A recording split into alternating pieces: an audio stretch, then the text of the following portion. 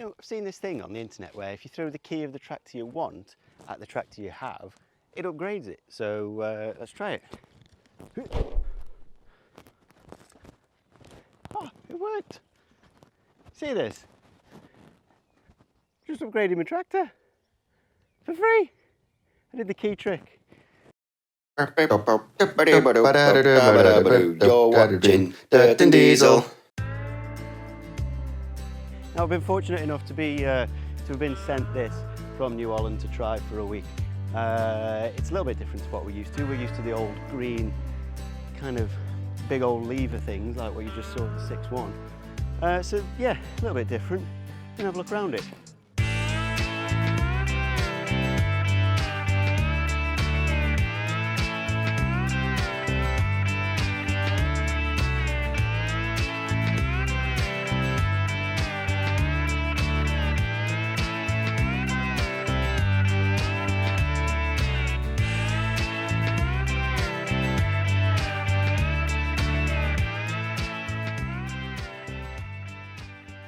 I've been fortunate enough to have been sent this T5 140 from New Holland, and it's a little bit more modern than we're used to.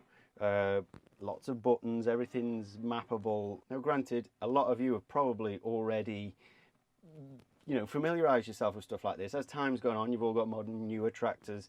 We haven't. We've stuck with the old ones, so this is a little bit of a learning curve for us. It's been a while since I've driven a New Holland too. It's been quite a few years. I'd say the last one I probably drove was a TM, which was a fair bit different setup to this. But no, this is actually quite a nice little machine. We're going to put it on the mower. We're going to go. I have no idea what that's. See, this is the thing. This big iPad looking thing here. I tried to map some of the spools to these here, just so that it's a bit easier to use. But I couldn't figure out how to do the settings, so just stick to the manual levers on the side. For basic stuff, like basic usage, like we would do with the John Deere, yeah, we've kind of got it down. Stuff like headland management and all your spool settings and your timings and the automatic stuff, yeah, we haven't got that down yet. I think there's someone supposed to come out and show us how to do it, but we've kind of just got the key and set off anyway. But yeah, let's go. Came off the lorry just a couple of hours ago and we're already in the field mowing with it. I'm only going steady because I'm not really familiar with these modern tractors. It's been a while since I've been on something that's had quite so many buttons. So I am just taking it easy while I get used to everything. I'm not used to everything being super quiet. I'm kind of used to a bit more noise in the cab. So I'm just taking it a shade slower than I would normally. So I think someone from Malpa's Tractors was supposed to come out and show me what some of this means. And yeah, I probably should have waited until then to try it, but I'm in the field, I'm using it. The thing is, I got to the top of the bottom range and tried to go up a gear, and it won't let me go. Now, obviously there's a reason behind that. I can go down, but I can only go so fast. Now, I'm assuming it's something to do with knowing about it, and I don't, so we can only go so fast while we're mowing.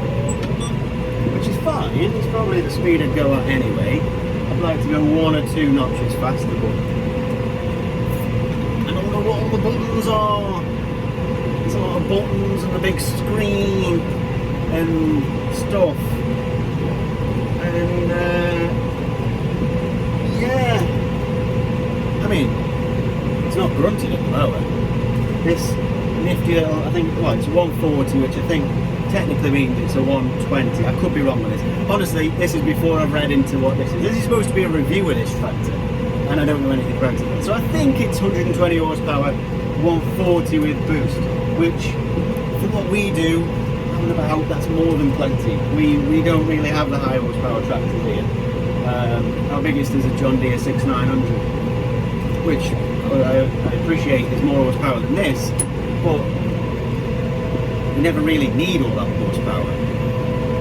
We're often using the little 6.1, and that's a lot less horsepower still, a lot less. And that thing usually does us of a regular day. So 120 to 140, that's plenty, man. That's plenty. So this is supposed to be the dynamic command transmission. Now, with not being super familiar with the blue tractors, the dark side, as they're known as at our place, I don't know what they're supposed to be like. All I know is, Mr. Strip, don't fire me.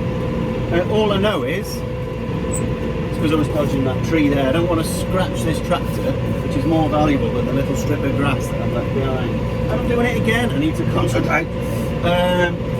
So, yeah, all I know is I like it.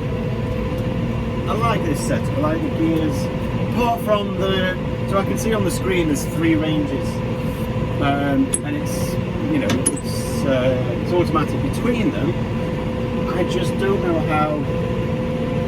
I've had it in a faster range, but now I don't know if it's because the PTO's on. It thinks, well, PTO's on, so you've got to stay in the bottom lane. I don't know. So if you listen, that's basically telling me it's not going up. I can see that there are more ranges to go through, but A5, A8. So we're in A8 now. How do you go up a range? Come on, you can help me to figure this out. I bet you're all screaming at this video, going, it's that thing there. But honestly, I'm telling you, I don't know. When you got this many buttons, that's why. Well, it's not right, but we're so used to the old ones, you know, like power shift, pick your range, power shift, spools are here. That's it. And I'll be honest, this isn't too complicated. It's just got a bit more than I'm typically used to. We'll figure it out. I guess I should just wait for the man to come out and show me how it works. That would be the sensible thing to do, wouldn't it? But me being me, I couldn't wait. Got that key in, put it off the lorry, straight on the mower. Come on, let's get going. Let's get going. Gasman. No, that's not really in my spirit. But I just wanted to get in here, I want to try it, I want to use it. And yeah, it is exactly what it says on the tin. The soft ride on the loader's good. We've not got it. Again, you're probably going to hear me talk about these things. You probably already know about these things, like the soft ride, like the gearbox. You've got to understand, we're coming from all this stuff. Our loader's a good loader. I don't think it's got the soft ride. I think it was an option on those John Deere loaders. This one, it's got it on. Again, can you switch it off? I'm assuming you must be able to switch off the soft ride. But I've jumped the gun a bit there. I don't know. Oh, the button on the back. The button on the back. And the rabbit button. And you change down a range. Changes down a range for you. Up a range, should I say. Up or down, well, whatever. Whichever way round you want it to go. Shows you a little green blibber.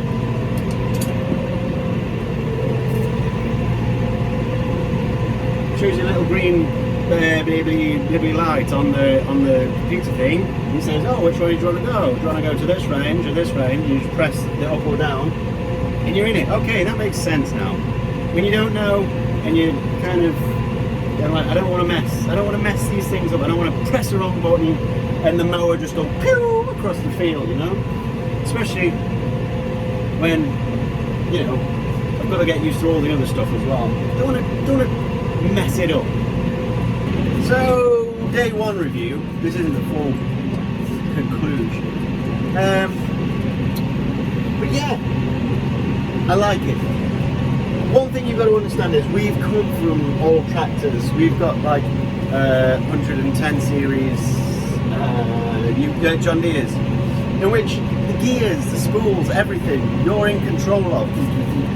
The clutch, everything is connected. And when you come to this modern stuff, now I guarantee if you're watching this, you're probably more used to driving the modern stuff. So I'm telling you stuff you're probably already used to, and you'll say is actually better, which is fine. But it's the disconnect that I'm not used to.